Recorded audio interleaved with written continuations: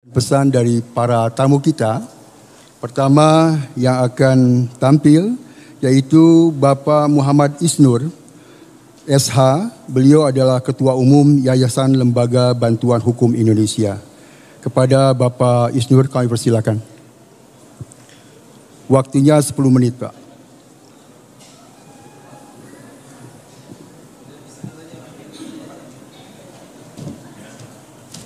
Berapa menit, Pak?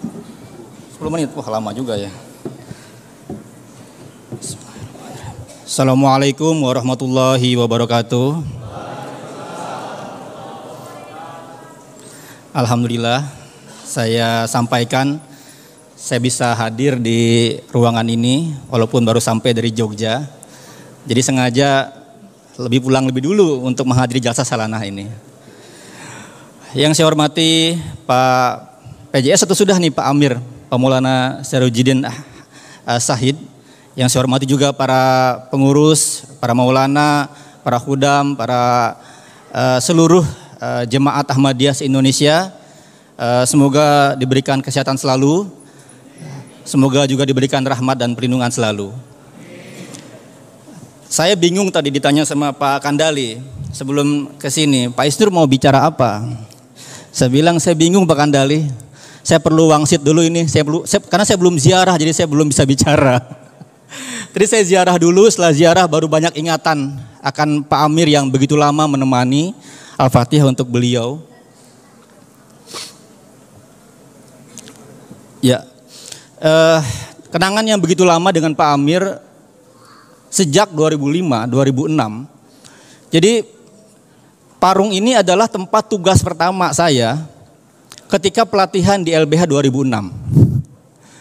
2006 pasca penyerangan 2005 saya ikut Kalabahu namanya.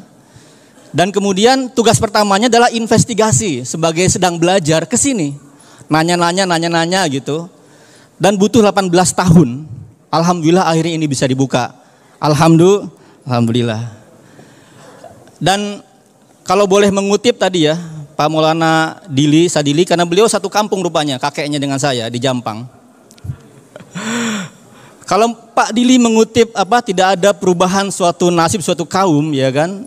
Kalau tanpa upaya, tanpa usaha, tanpa ikhtiar yang sempurna dari kaum itu, maka saya ingin bilang bahwa pencapaian 18 tahun teman-teman jemaat bisa jalsah nasional di Parung adalah upaya yang luar biasa. Aplaus tangan Bapak Ibu. Enggak boleh aplaus ya, jalsah ya. Nare takbir. Jemaat Ahmadiyah Indonesia. Jalsa Salana Indonesia. Nare takbir. Jadi dalil dari Maulana Pak Dili tadi itu adalah juga dalil yang disampaikan oleh teman-teman dalam konteks demokrasi, dalam konteks hak asasi manusia dan negara hukum. Bahwa demokrasi itu adalah prinsip iya, tapi dia sangat rentan. Suatu saat demokrasi bisa terpenuhi, bisa berjalan, tetapi dengan upaya yang maksimal. Gitu. Hak asasi manusia juga sama, walaupun dia dijamin oleh konstitusi, dijamin oleh berbagai undang-undang, tapi kalau kita nggak memperjuangkannya, kita nggak mengusahakannya, ya nggak akan ada, nggak akan datang gitu. Dan di setiap saya diundang jalsah, Bapak Ibu, rekan-rekan, adik-adik, kawan-kawan semua, termasuk saya ingat terakhir di Gondrong ya, 2018 18. Saya selalu menyampaikan ada 4 doa, ada 4 harapan yang saya ingin selalu berharap gitu ya. Yang pertama tentu kita berdoa setiap hak asasi manusia, hak kebebasan beragama, berkeyakinan, berkepercayaan yang teman-teman miliki dan juga hak-hak lainnya ya, ekonomi sosial budaya terpenuhi, itu satu. Harapannya satu. Yang kedua apa? Yang lama-lama yang kasus pelanggaran HAM di Lombok, di berbagai wilayah segera pemulihan. Ya kan? Dan alhamdulillah dalam rentang mungkin 5-6 tahun terakhir saya melihat sangat banyak kemajuan yang teman-teman dapatkan. Jalsah semakin mudah, jalsah semakin bisa terlaksana, Dulu misalnya di Jati Bening ya, teman-teman tidak bisa jalsah, bahkan disegel bisa jalsah. Bahkan orang yang mengancam ya, orang yang kemudian apa istilahnya melarang jalsah menjadi orang yang jagain. Saya juga dengar kabar nih, katanya orang yang dulu nyerang di Parung ini bahkan sekarang sudah jagain juga jalsah ini. Bener nggak Pak Kandali? Bener ya? Oh iya. Itu yang kedua. Yang kedua tadi soal kemajuan juga. Saya juga mendengar beberapa kemajuan. Misalnya di Lombok Timur yang teman-teman tergusur ya, diusir, dapat pemulihan, dapat rumah kembali. Di Lombok, di Mataram juga sudah mulai mengukur tanah ya. Sudah mengukur tanah, sudah keluar sertifikat, tinggal nunggu bangunnya. Jadi ini sebuah kemajuan. Nah pertanyaannya apa? Dalam konteks tadi dengan yang disampaikan Pak Maulana Dili itu apa? Keyakinan, doa dan ikhtiar apa yang teman-teman ingin lakukan gitu. Yang ketiga yang saya sering sampaikan dan keempat, termasuk ketika saya kemarin ke London ketemu dengan Huzur, lama sekali alhamdulillah, jangan iri ya Pak. Saya berpikir paling ngomong mungkin 5 menit tuh ya, seperti saat mulakot di Singapura 2015. Ternyata bisa setengah jam. Kalau nggak dihentikan sama petugasnya mungkin sejam kali. Dari situ saya ingin melihat betapa Huzur sangat cinta Indonesia. Huzur sangat cinta Indonesia sampai meluangkan waktu begitu lama bincang dengan saya dengan juga Ketua Komnas HAM, Pak Taufan Damanik. Saya bilang ke beliau, Huzur, kami mohon doa dan mohon dukungan. Ini sudah lama ini, Parung markas ini nggak bisa jalsah. Mudah-mudahan bisa segera dalam waktu dekat jalsah. Saya berpikir mungkin masih lama Pak Yendra. Saya pikir 3 tahun 4 tahun lagi, terlaksana bulan Januari. Saya kaget pas undangan di Parung ini serius ini. Betapa cepat doanya terkabulkan. Yang keempat yang saya juga sampaikan ke beliau dan juga selalu sampaikan ke teman-teman saat jalsah adalah kapan ini Huzur bisa datang ke Indonesia? Huzur keempat datang tahun 2000, mudah-mudahan dalam waktu yang tidak lama, mungkin 3 tahun lagi, 2 tahun lagi, Kang Eki ya, Huzur bisa datang ke Indonesia. Amin.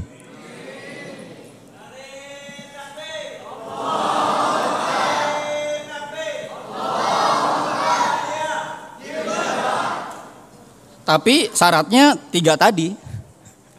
Tadi yang Pak Dili sampaikan, syaratnya apakah teman-teman yakin? Yakin? Teman-teman serius nggak berdoanya?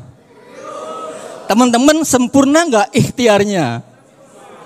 Ini yang ketiga, patut saya ragukan.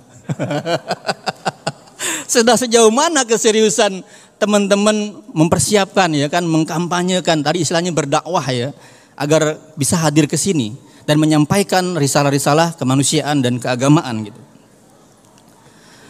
Dan salah satu kunci menurut saya yang tadi disampaikan oleh Maulana Dili adalah beliau sholat. Tapi jangan lupa, sholat itu dimulai dengan takbir, berdoa. Tapi diakhiri dengan apa? Dengan salam. Salam tuh ngapain?